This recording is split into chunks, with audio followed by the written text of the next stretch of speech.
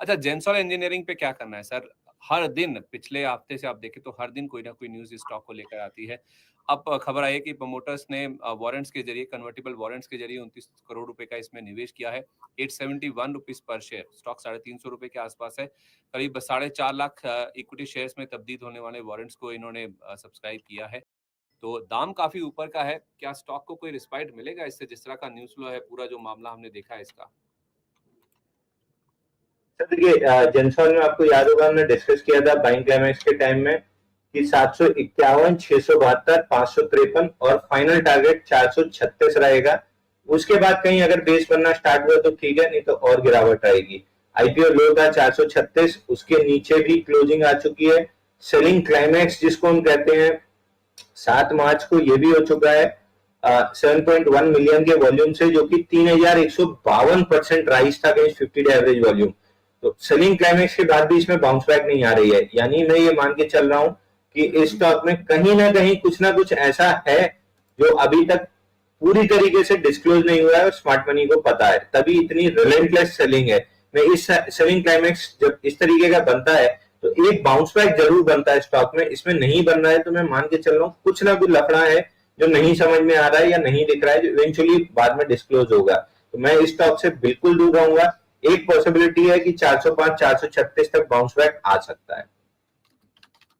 तो अभी करना क्या है सर? ये जो न्यूज़ फ्लो आया है, रिटेल वाला जो छोटा निवेशक है देख रहा है इसको, ऊपर से गिरता हुआ स्टॉक आ गया। ये अब तो आज तो 300 का लेवल भी टूट गया। इसमें 1100 के ऊपर से शुरू हुआ था इसमें तेजी का रुझान, तो गिरावट का दौर।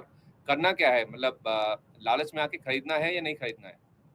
सर देखिए, जिसने नहीं खरीदा है वो एक अपनी अगर वॉच लिस्ट में स्टॉक लगा है तो एक डिलीट बटन दबा दे ताकि उसको दोबारा स्टॉक देखने ना पड़े और फंस ना जाए।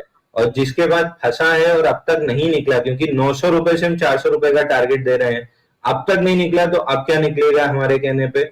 दूसरी चीज, अब यहाँ पे मेरे मुंह से नहीं निकल पा रहा है कि आप एग्जिट कर दो, तो मैं अब एवॉइड की मतलब जिसको कहते हैं हिंदी में क्या कहेंगे उसको, विडंबना।